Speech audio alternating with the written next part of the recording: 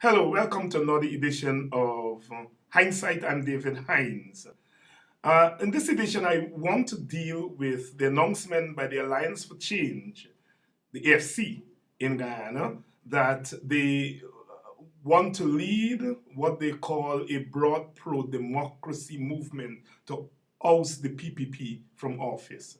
And I think it's a very important announcement.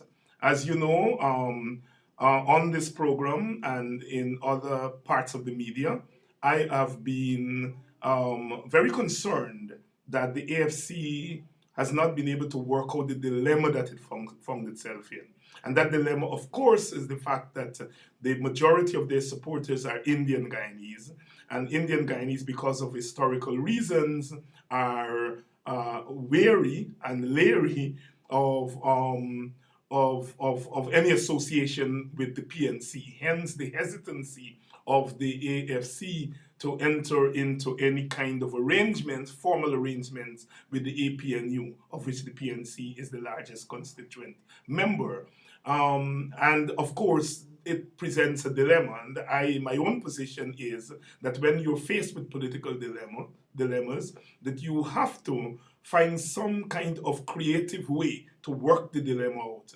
Not for the first time in our history, a party found itself in that kind of position. The Working People's Alliance in the 1970s and 80s found themselves in the same position, largely grounded in the African Guyanese community, who were very, very, very weary of alliances with the PPP and the WPA to work that out. And so my own view has been that the AFC had not been very vigorous in dealing with that question, and that a clear opportunity had presented itself at the rally at the Square of the Revolution shortly after the parliament was prorogued for them to really begin to grapple the question. Obviously, in the interim, they have been grappling the question and they've come out with this announcement.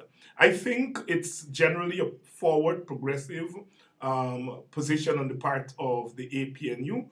But as an analyst, as a political analyst, I've got to pick it apart a little bit. Now, one of the things about the announcement was that the AFC wants to lead a pro-democracy movement. Now, there are a couple of things there.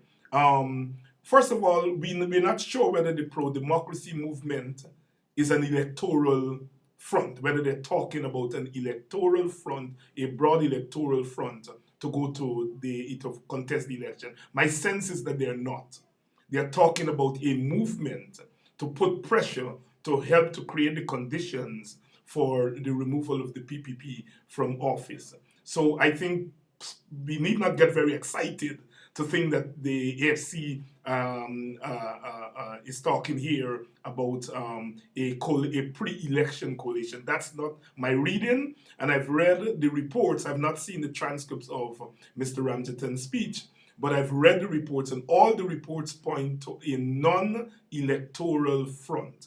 I see some commentators are trying to spin it as an electoral front. That's not my reading of it. And so I don't think anything is wrong with the pro-democracy movement. We always need pro-democracy movements in societies like ours.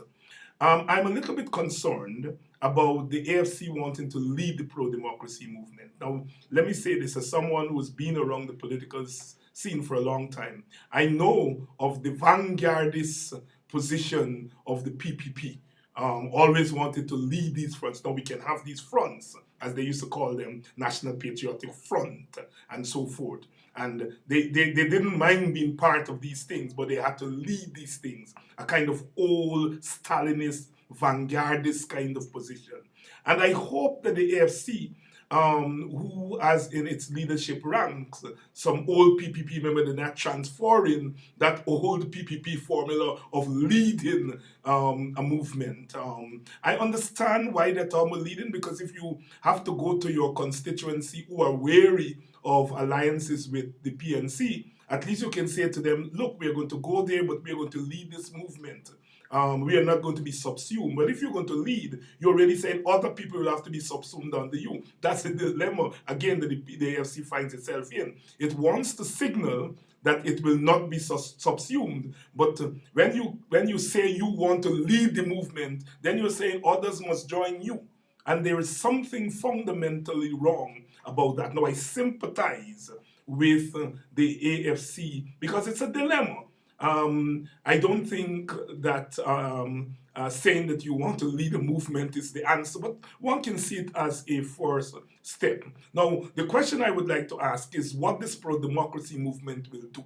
What this pro-democracy movement will do. And I think there is where the AFC has some explaining to do. I did suggest when I critiqued the AFC's non-attendance of the rally at the Square of the Revolution that we have the formula of broad anti-dictatorial fronts as we did in the 70s and the 80s. And obviously the AFCs are borrowing something from that playbook. But we have to be very careful with them leading the movement. You see, leaderism and vanguardism have gotten us to where we are in Guyana and the rest of the Caribbean. And so one cannot talk about pro-democracy and then talking about leading a pro-democracy of other forces. There's something that is wrong with that. But I say by and large that I think at least it shows that the AFC is grappling with the dilemma that it finds itself in, but it still has a lot of work to do in terms of coming up with the right formula. My preference is to take the bull by the horns and go to the Indian community and say, listen, there was a time when you were under siege and African people joined in a broad alliance to help to rid the country of an African dictatorship. And so as East Indians, you do have a position, regardless of what you feel about the PNC, you have a moral position to do the same thing that African Guyanese did when there was an African Guyanese government. I still think that is the most honest position to take, and the AFC needs to arrive at that point, to go to the Indian community and be frank with the Indian community, to say that we are not going to get anywhere. We're not going to get rid of this dictatorship. And there people talk about creeping dictatorship. They don't have creeping dictatorship. A dictatorship is a dictatorship. You're either a dictatorship or not a dictatorship. And we're in the presence of dictatorship. And so therefore, one has to say, in the presence of dictatorship, one has to be able to work with constituents and constituencies that you're not altogether happy about, you're not altogether enamored about. But in the face of dictatorship, that we have to be able to close ranks and we have to be able to work with each other. Remember, the test is not how well you can work with your friends. Ultimate political test is how well you can work with people who are not your natural constituency, who are not your natural ideological and ideological friends and so forth. So there we have it. The FC, important announcement, but we still have somewhere to go in finessing that and bringing that to a position where it becomes workable. It's hard to really go to the APNU, which has 27 seats and have more supporters than you have, and to tell them you want to lead them in some kind of pro-democracy movement. But one understands the spirit in which that was said, and so therefore it is something to work with. Until the next time, this is David Hinds saying thank you for tuning in to yet another edition of Hinds Sight. And remember, catch my channel for other episodes of Hinds Sight.